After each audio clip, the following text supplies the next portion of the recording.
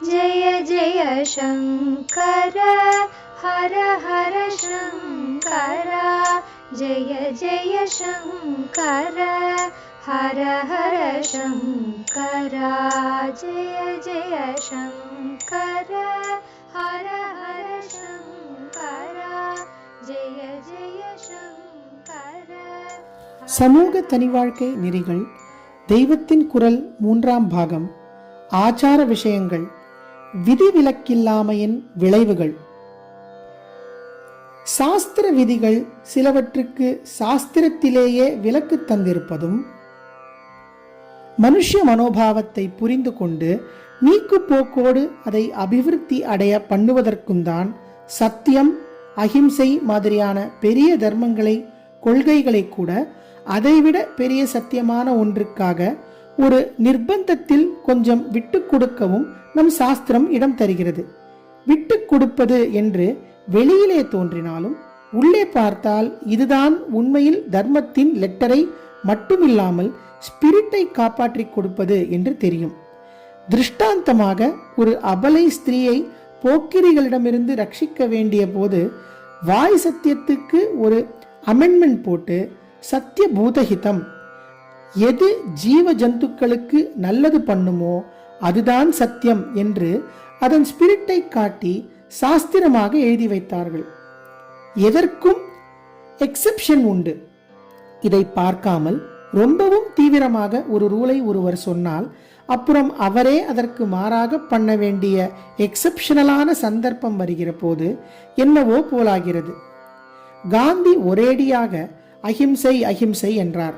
அவரே ஒரு சமயம் ஒரு கன்றுக்குட்டி உயிர் போகாமல் ரொம்பவும் அவஸ்தைப்பட்ட போது அதற்கு ஒரு பாய்சன் மருந்தை கொடுத்து உயிர் போகும்படி பண்ணினார். அவர் ஏற்கனவே தீவிர அஹிம்சாவாதம் பண்ணியதாலேயே அப்போது பல பேர் அப்பேற்பட்டவர் இப்படி கோஹத்தி பண்ணிவிட்டாரே என்று கண்டனம் தெரிவித்தார்கள். இன்னொன்று கூட பண்ணினார். ஒரு சமயம் தேசத்திலே பெரிய பஞ்சம் வந்தது. அப்போது எல்லா மாகாணத்து பிரதிநிதிகளும் அப்போதிருந்த டெல்லி ராஜாங்கத்திடம் ஜாஸ்தி உணவு பண்ட உதவி வேண்டும் என்று ஒரு ஆலோசனை கூட்டத்தில் கேட்டுக்கொண்டார்கள்.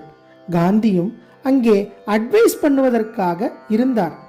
அப்போது அவர் சென்னை மாகாணத்தில் இருந்தவர்களும் இப்படி கேட்கிறதை பார்த்து, சுற்றி சமுத்திரம் இல்லாத யூபி காரர்கள், எம்பி காரர்கள் தான் அழுகிறார்கள் என்றால் 3 சமுத்திரங்களும் 3 பக்கம் சுற்றி கொண்டிருக்கிற மெட்ராஸ் ஸ்டேட்டை சேர்ந்த நீங்களும் கூட சேர்ந்து அழுவதாவது என்றாராம்.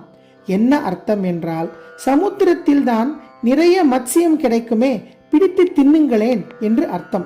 அவர் போன விட்டு, அதாவது காலமான பிறகு, நேருவானால் பாகிஸ்தான் ஆக்கிரமிப்பு செய்தால் நாம் படையெடுப்பதற்கு பாபுவிடமிருந்தே அனுமதி வாங்கி வைத்துக் கொண்டிருக்கிறேன் என்று சொல்லியிருக்கிறார்.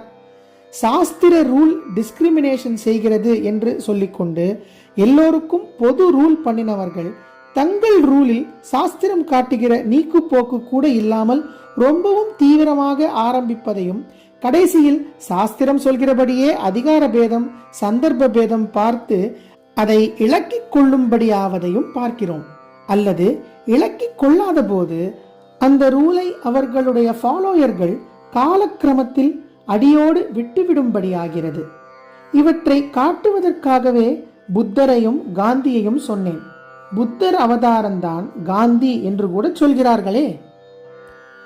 எதையும் எல்லாருக்கும் பொதுவாய் வைப்பதற்கில்லை என்பதால் வர்ணாசிரமப்படி தர்மாசாரங்களை வித்தியாசமாய் வைத்திருக்கிறது. எதையும் எல்லா சந்தர்ப்பத்துக்கும் பொதுவாக வைப்பதற்கில்லை என்பதால் அதற்கு விலக்கு தந்து ஆபத் தர்மம், யாத்ரா தர்மம் என்றெல்லாமும் சாஸ்திரங்கள் ரிலாக்ஸ் பண்ணி இருக்கின்றன.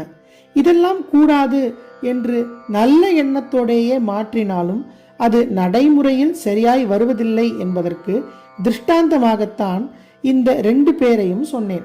அவர்களை குற்றம் சொன்னதாக அர்த்தமில்லை.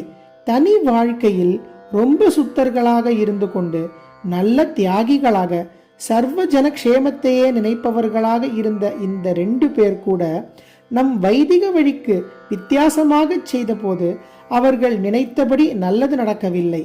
அவர்களாலேயே அந்த கொள்கைகளை தீவிரமாக நடத்தி காட்ட முடியவில்லை என்று நான் எடுத்துக்காட்டியது. இவர்கள் பண்ணினது தப்பா சரியா என்று இவர்களை இண்டிவிஜுவலாக தனி மனுஷர்களாக வைத்து முடிவு செய்வதற்காக இல்லை. அப்படியானால் நான் செய்கிறவை சரியா தப்பா என்றும் சர்ச்சை செய்ய வேண்டி வரும். அதனாலே இங்கே இண்டிவிஜுவலை பற்றி பேச்சில்லை. அந்த வாதம் வேண்டாம். சாஸ்திரம் என்கிறதில் சொல்லியிருக்கிற அதிகார பேதமும் அதையொட்டி ஏற்படுகிற ஆச்சார அனுஷ்டான பேதமும் சரியா தப்பா என்று எடை போட்டு அதை மாற்றி வேறு விதமாய் பண்ண போனால் கடைசியில் இப்படி புதுசாக பண்ணினது பூர்ணமாக நடைமுறைக்கு சாத்தியப்படாமல் போவதைத்தான் பார்க்கிறோம் என்று நிதர்சனமாக காட்டவே இந்த 2 பேர் செய்ததை ஒரு எக்ஸாம்பிளாக காட்டினேன். நல்ல அறிவும் அன்பு மனசும் சுயநல நோக்கமில்லாத குணமும் கொண்ட 2 பேர் செய்ததே சரிப்பட்டு வரவில்லை என்பது சாஸ்திரத்தின் பெருமையை அண்டர்லைன் பண்ணி காட்டுவதற்காக சொன்னதே அன்றி அவர்களுக்கு குறைவு சொல்வதற்காக அல்ல. வேறு யாரை சொல்லியிருந்தாலும் இவர்களைப் போல எல்லாருக்கும் தெரிந்தவர்களாக இருக்க முடியாது என்பதால் இந்த 2 பேரை சொன்னேன். பார்சிகளையும் ஜெயினர்களையும் போல சின்ன கம்யூனிட்டிகளாக இருந்தால் ஒரே ரூலை அதை சேர்ந்த எல்லோருக்கும் பொதுவாக வைத்தாலும் அதை அத்தனை பேரும் கெட்டியாக பிடித்து கொண்டு நடக்க முடிவதை பார்க்கிறோம். பௌத்தத்தை விட ஜெயினர்களுக்கு அஹிம்சையில் இன்னும் ஸ்ட்ரிக்ட் ரூல் இருந்தாலும் அவர்கள் அதிலிருந்து விலகவில்லை என்று பார்க்கிறோம். இதற்கு வித்தியாசமாக ஏராளமான ஜன சமூகத்தை பெற்றிருந்தும் எத்தனையோ ஆயிரம் வருஷங்களாக மற்ற எந்த மதஸ்தரையும் விட உயர்ந்த பண்புகளை கொண்டவர்களாக நம்முடைய மதஸ்தர்கள் இருந்து வந்திருக்கிறார்கள் என்றால் அதற்கு காரணம் அதில் ஐடியல் ரூல், சாமானிய ஜனங்களுக்கு சாத்தியமான நடைமுறை வழி ஆகிய இரண்டிற்கும் இடம் கொடுத்து ஐடியலை சிலருக்கு மட்டும் கம்பல்சரி ஆக்கி அதன் மூலமே அது மற்றவர்களையும் இன்ஃப்ளூயன்ஸ் பண்ணி அவர்களிடமும் கணிசமான அளவு ஆப்ஷனலாக பரவும்படி நம் சாஸ்திரங்கள் வசதி பண்ணி கொடுத்திருப்பதுதான்.